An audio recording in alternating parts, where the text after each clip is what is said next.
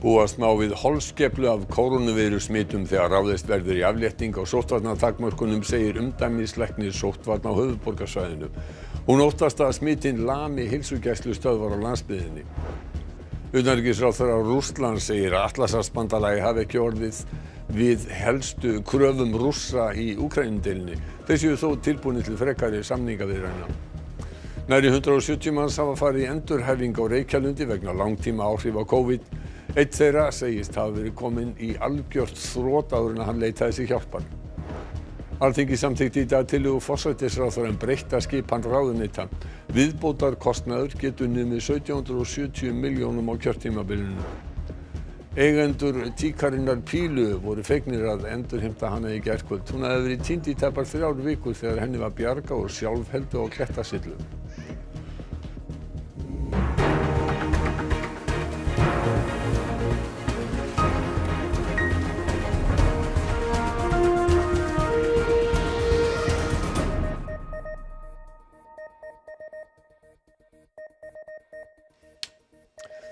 Gott kvöld.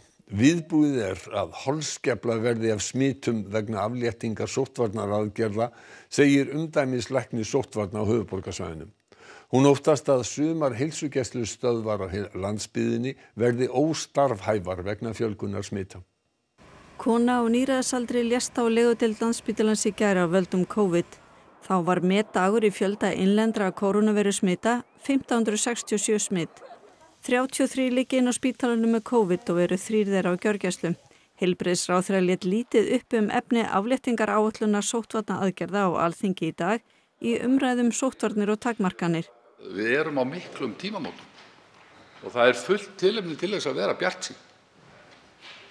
Vegna þess að við erum komin á þann stað í þessum faraldri að geta farið í afléttingu. Ráðherra hefur sagt að varðandi áætlunina sé horft til stöðunar á Landspítala. Þó svo að svartsýnar spár um innlagnir hafa ekki gengið eftir, vill formaður farsóttanefndar spítalans ekkert fullyrða um horfurnar. Spítalinn hefur verið á neyðarstigi mánuð og verður fram í næstu viku hið minnsta. Ríkisstjórnin ætlar að kynna afléttingaráætlun sína á morgun. Ég held að verði holskefla af smitum en hvort að verði holskefla af alvarlegum veikindum, ég hef ekki trú á því. Ég er alveg mjög fylgjandi því að þetta verði gert í skrefum, markvissum skrefum, eitt skref af einu, þá getum við skoða hvað gerist og svona. Það er líka bara miklu erfiðar að snúa tilbaka ef illa fer ef það er búið að aflétta öll í einu. Við erum búin að reyna það og við ætlum ekki þangað, ég mæli ekki með því að verði fara þangað aftur. Sigríður Dóra jafnframt framkvæmdastjóri lækninga hjá heilsugæslu höfuðborgarsvæðisins. Margir starfsmenn veikjast af veirunni á hverjum degi. Sigríður býst við að í afléttingunum verði svo áfram. En heldur verið þannig að það lami einhvern veginn starfsemi á heilsugæslustöðvum? Ég hef nú ekki trúið því hérna í bænum því við erum nú það stór eining og margar stöðvar og svona. Ég hef ekki trúið því en ég hef áhyggjur af félögum mínum út á landi. Það sem eru litlar einingar að það lamast auðveldlega. 2 af börnum Sævars Marinós Ciesielskis krefjast þess að íslenska ríkið verði dæmt til þess að greiða þeim tæpan milljarð í bætur.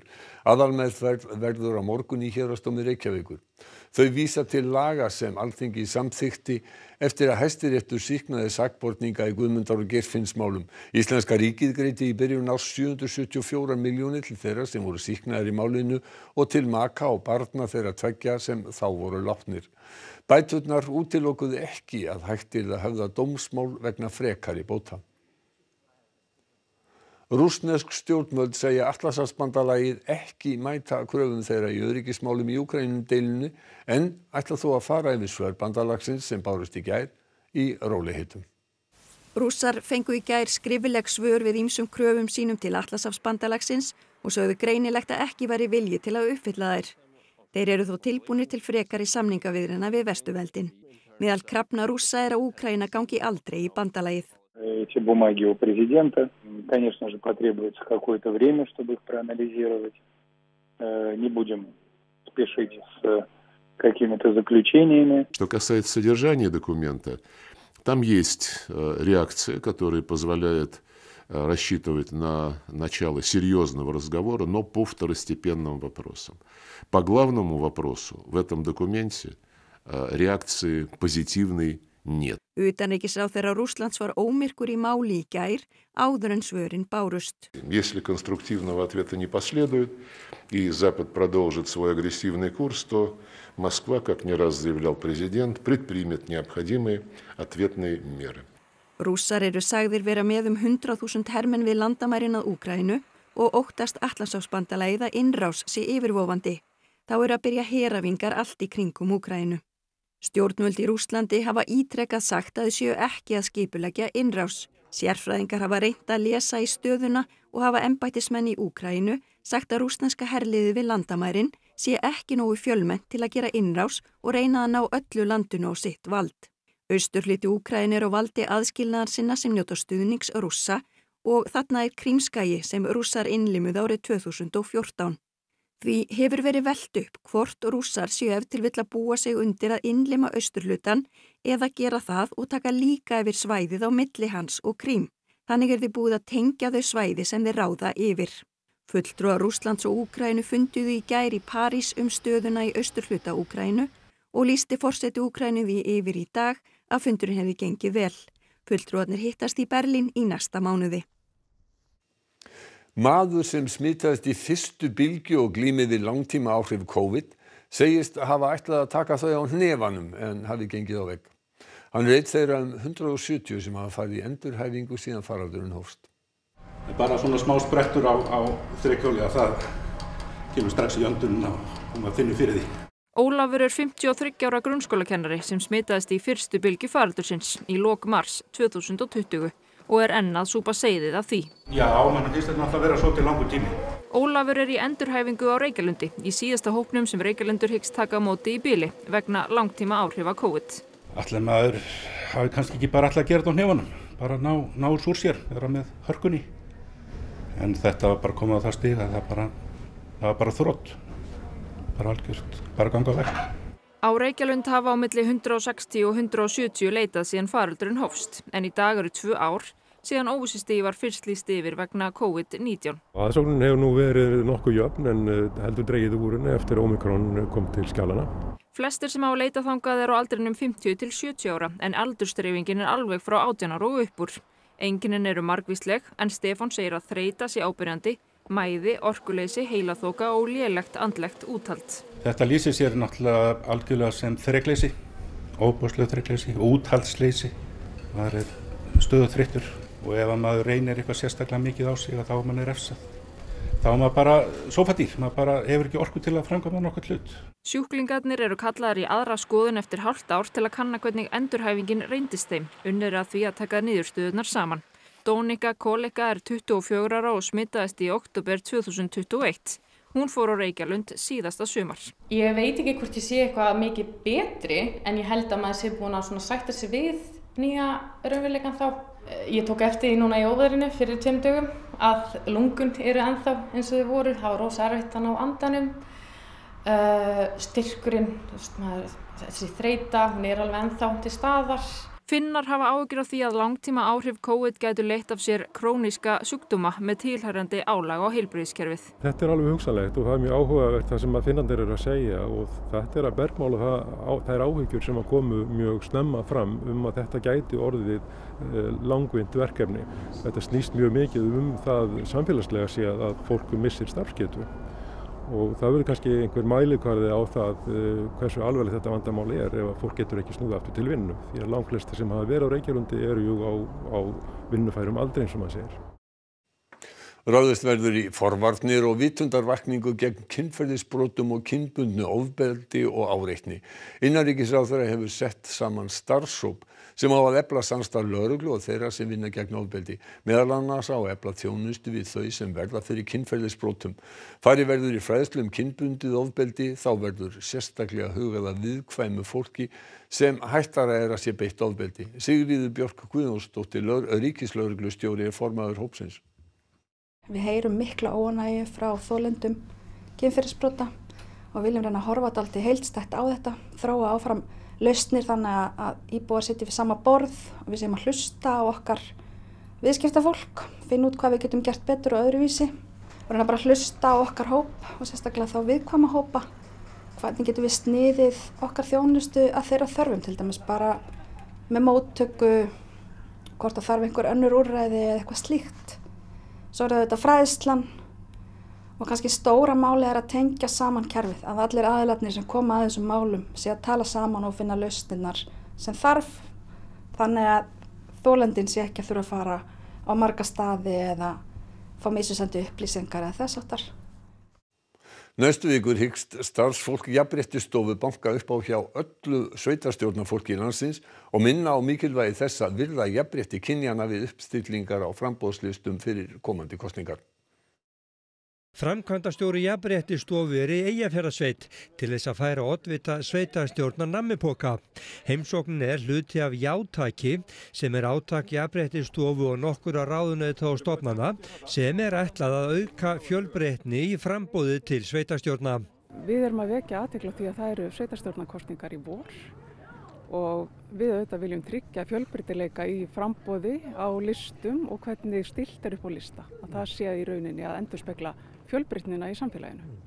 Og úr sveitinni fóru þær í ráðhúsið á Akureyri og færðu forseta bæjarstjórnar nammipoka. Kæra þakkir. Þetta bara vel til fundið og ég alveg sannfærð að öll framboðin hérna, allavega sem ég þekki til, þau hafa þetta í huga. Það eru nærri 500 sveitarstjórnarmenn á Íslandi og meiningin að ná eyrum sem flestra, færa þeim nammipoka eða fræða þá játækið með öðrum hætti. Þeir hafa fengið bréf frá Kvenréttindafélaginu sem var aðeins að vekja athygli á þessu verkefni okkar og við buðum þeim jafnframt á fund og héldum fund daginn þar sem mættu nú allmargir. Og það alvöru nammi í pokunum og á þeim eru skýr skilaboð. Annars það að valið auðvitað einfalt ef við höfum úr litlu að velja eða engu að velja, en hins vegar þegar að valið fjölbreytt þá getum við valið fjölbreyttara og listanir verða ekki til einskins heldur til allskins. Alþingi samþykkti í dag tillögu forsætisráðherra breytta skipan ráðuneyta í Stjórnarráði Íslands. Ráðherra segir tillöguna snúast framþróun og að þora að gera breytingar. Stjórnarandstaðan segir hann að snúast að fjölga ráðherrum fyrir framsókn. Uppsafnaði viðbótar kostnaður á kjörtímabilinu getur orðið 1770 milljónir króna og jafnvel hærri. Þetta kom fram í dag í svari fjármálaráðherra við fyrirspurn Helgu Völu Helgadóttur. Tillaga forsætisráðherra felur í sig fjölgun ráðuneyta og breytingu á heitum þeirra og mun vera loka áfangi umfangsmiklum breytingum á skipulagi Stjórnarráðsins sem kynntar voru þegar ný ríkisstjórn var kynnt í lok nóvember og ráðherrum fjölgaði í 12. Í stað atvinnuvega- og nýsköpunarráðuneytis, félagsmálaráðuneytis, mennta- og menningarmálaráðuneytis, samgöngu- og sveitarstjórnarráðuneytis og umhverfis- og auðlindaráðuneytis koma félags- og vinnumarkaðsráðuneyti, háskóla-, iðnaðar- og nýsköpunarráðuneyti, innviðaráðuneyti, matvælaráðuneyti, menningar- og viðskiptaráðuneyti, mennta- og barnamálaráðuneyti og umhverfis-, orku- og loftslagsráðuneyti. Við atkvæðagreiðsluna á Alþingi í dag skiptust þingmenn nánast algerlega í tvær fylkingar, stjórnar- og stjórnarandstöðu, sem fannst fátt gott við þessar breytingar. Þetta fyrst og fremst pólitískt mál til þess að fjölga ráðherrum svo að Framsóknarflokkurinn geti fengið fleiri ráðherra í samræmi við niðurstöðu þingkosninga. Ekki bara best að fara vel með skattfé. Kosningasigur Framsóknarflokksins ætlar að reynast skattgreiðendum nokkuð dýr í þessum efnum. Það blasir við að þessar aðgerðir eru auðvitað fyrst og fremst ætlaðar til þess að stilla af valdahlutföll innan ríkisstjórnarinnar. Ég á móti því að fjölga ráðuneytum. Kostnaðurinn gífurlegur og þetta algjör óþarfi. Virðulegur forseti, já, ríkisstjórnin má gera það sem hún vill. Hún situr í skjóli meirihluta þings og við munum nú horfa upp á hvern einasta stjórnarmann greiða atkvæði með fjáraustri. En það sem mér finnst aðalmálið í þessu að það virðist vera ekkert mál að henda nær 400 milljónum til þess eins að geta verið með fleiri ráðuneyti. Lilja Alfreðsdóttir sagði að það væri ljóst að stjórnarandstaðan væri fúl og svekkt og Áslaug Arna Sigurbjörnsdóttir sagði verðmætar og spennandi breytingar að ræða. Hér hins vegar fjárfestingu að ræða. Fjárfestingu í betra samfélagi til að takast á við þær miklu breytingar sem hafa orðið frá því að sumir flokkar ætluðu að ganga í Evrópusambandið fyrir 10 árum. Við ætlum ekki að gera það. Ég ætla ekki að stilla mér upp með íhaldsöflunum hér í dag. Ég styð þessa tillögu því hún góð. Hún snýst framþróun og hún snýst það að þora að gera breytingar. Við ætlum að halda okkur við Alþingi og hugsanlega breytingar. Forstöðumanni Minjastofnunar lýst illa á þingsályktun tillögu Björns Levís Gunnarssonar, þingmanns Pírata. Hann hefur lagt fram tillögu að kóróna Kristjáns 9. Danakonungs verði fjarlægð af Alþingishúsinu. Tillaga Björns Levís kom fram á Alþingi í gær og rökstudd með að Alþingi starfi ekki lengur í umboði dönsku krúnunnar. Því lagt til að viðeigandi merki íslenskrar þjóðar og þings verði komið fyrir í stað kórónunnar. Björn Leví segir í þingsályktunartillögu sinni að þetta hefði átt að vera búið að gera fyrir löngu og að tillagan skýri sig sjálf. Og á Alþingi eða við Alþingi Haukur Hólm og ætlar að fjalla aðeins kórónuna góðu. Haukur. Já, við stöndum hérna undir kórónu Kristjáns 9. á Alþingishúsinu sem búin að vera hér frá því húsið var byggt 1881. En hjá mér forstöðumaður Minjastofnunar. Kristín Huld, má ekki breyta þessu eða? Það auðvitað í gildi lög menningarminjar sem Alþingi samþykkti 2012 og samkvæmt því Minjastofnun falið að fjalla öll málefni minja á Íslandi og reyndar húsafriðunarnefnd í þessu tilfelli að þetta friðlýst hús, því var friðlýst 1973 og að það hefur komið fyrir að við höfum samþykkt breytingar inn í húsinu og meðal annars ræðustóla og aðgengi að ræðustólum og ýmislegt annað. En þetta mál sem að þarf bara að taka fyrir og fjalla og svona horfa á það út frá sögu bara gleraugum og athuga svona hvað eðlilegt og hvað óeðlilegt. Ef Alþingi myndi vilja breyta þessu, þá þyrfti lagabreytingu eða hvað? Annarkvort þyrftum við að samþykkja það eða þá að það þyrfti lagabreytingu, en þau geta ekki gert þetta með því að fela forseta Alþingis að breyta þessu. Örstuð í lokin, skilurðu tilfinninguna sem að Björn Leví að lýsa þarna með að Alþingi sé að starfa þarna með þetta merki yfir sér? Nei, það ger ég ekki vegna þess að ég lít á söguna og þetta bara hluti af sögunni. Og bara það staðreynd? Það bara staðreynd. Segir Kristín Huld Sigurðardóttir forstöðumaður Minjastofnunar og það spurning hvort að kynslóðir framtíðarinnar muni sjá merki Kristjáns 9. eða íslenska skjaldarmerkið eða eitthvað allt annað merkið þarna einhvern tímann í framtíðinni. Já, það spurning. Haukur Hólm og takk fyrir þetta og Kristín Huld sömuleiðis. Við ætlum í hundana. Border Collie tíkinni Pílu var bjargað af björgunarsveitum úr þverhníftri fjallshlíði í gærkvöld. Hvorki hafði heyrst né sést til hennar síðan að hún fældist að heiman vegna flugelda fyrir 3 vikum. Píla 10 ára gömul, ljúf og kelin. Hún fegin að vera heima og ekki skortir matalistina. Píla nýkomin heim eftir að hafa horfið þegar hún fældist vegna flugelda á 13. Þannig ég fór út alveg, ég held ég að vera vakandi til 4 nóttina og kalla.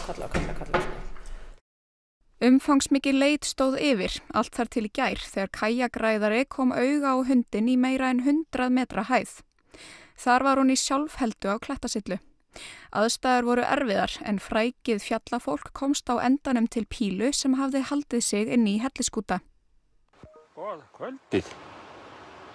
Hvað segir Píla gott í dag? Já. Ég var bara, við vorum bæði bara standandi með gæsahúð bara, oh my god, hún lifandi. Það var mikið fólki að það tóku mótinni og þannig fannst það rosalega skrítið og þannig, já, mikið að gerast. Svo settum við henni í bíl og hún, lagðist bara sætið. En hún sjálfur sér söm? Já, mér finnst, hún líkist alveg sjálfur sér, sko. Hún ítir alltaf í manni þegar hún vil bara klappa og svona, og útrúlega sætt, sko. En hún ekki með eins mikla orku. En hún náttúrulega bara róleg, bara yfir höfuð, sko. Það sem ég fannst svo yndislegt við þetta var hvað samfélagið bara hér, bara eiginlega allstaðar, hvað það var bara tilbúin til að hjálpa og ég hafði samband við hundasveitina fyrir sunnan og þær gáfu okkur öllum bara ótrúlega falleg og góð ráð. Og þá ætlum við að fara yfir til þín, Baldvin, og kynna okkur hvað í Kastljósi kvöldsins. Já, við ætlum að ræða kyrkingar og kynfræðslu í kjölfar greinar sem birtist á Vísi í gær en þar það harðlega gagnrýnt hvernig Sigga Dögg kynfræðingur ræðir þessi mál við börn og unglinga. Við fáum Sigga Dögg til okkar ásamt Hönnu Björg sem annar höfunda greinarinnar. Við ætlum líka að skoða hvort lækkun ívilnana vegna kaupa á tvinnbílum verður til þess að seinka orkuskiptum bílaflotans og hvort hægt sé að nýta féð betur til að flýta fyrir rafvæðingu hans. Við fjallum þetta á eftir. Við ætlum að fara yfir veðurhorfur. Kuldaskil ganga austur yfir landið í nótt og að baki þeim tekur við éljaloft vestanvert landið, en austanlands mun létta til undir hádegi. Gular viðvaranir hafa verið gefnar út norðan og austanlands vegna snarprar norðanáttar sem ríkja mun annað kvöld og aðra nótt. Theodór Freyr Hervarsson veðurfræðingur fer nánar yfir þessar horfur þegar Eva Björk Benediktsdóttir hefur sagt okkur íþróttafréttir. Jóhannes Karl Guðjónsson hefur verið ráðinn aðstoðarþjálfari karlalandsliðsins í fótbolta. Ég náttúrulega bara gríðarlega spenntur, en ég líka á sama tíma virkilega þakklátur fyrir að fá þetta tækifæri. Ísland mætir Noregi í leikum 5. sætið á EM karla í handbolta á morgun. Og 5. sæti frábær árangur og við erum bara að fara að gera allt sem við getum til þess að ná því. Og Asley Barty var í dag fyrsta ástralska konan í 42 ár til að komast í úrslit á opna ástralska meistaramótinu í tennis. Og þá ætlum við að fara stuttlega yfir helstu atriðin í fréttunum hjá okkur.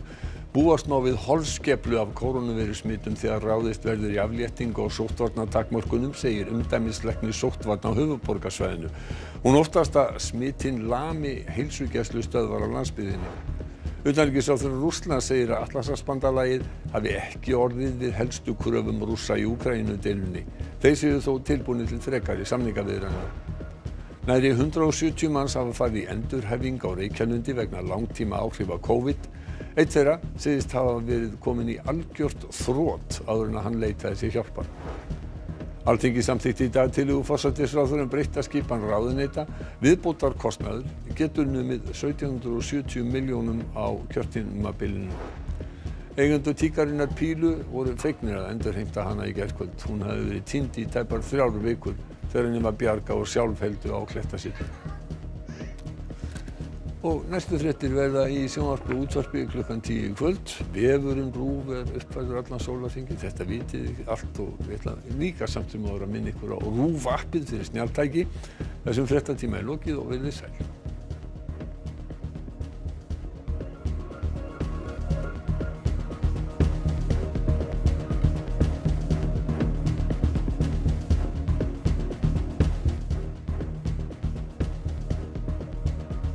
Á RÚV í kvöld. Sigurlaug Margrét Jónasdóttir fær til sín góða gesti úr öllum áttum og ræðir við þá undir 4 augu í þættinum Okkar á milli. Á móti straumnum eru danskir þættir ungt fólk sem stendur frammi fyrir erfiðleikum í lífi sínu og þarf að finna leið til að kljást við þá. Ljósmóðurinn eru breskir þættir byggðir á sögulegum heimildum ljósmæður og verðandi mæður í fátækrahverfi.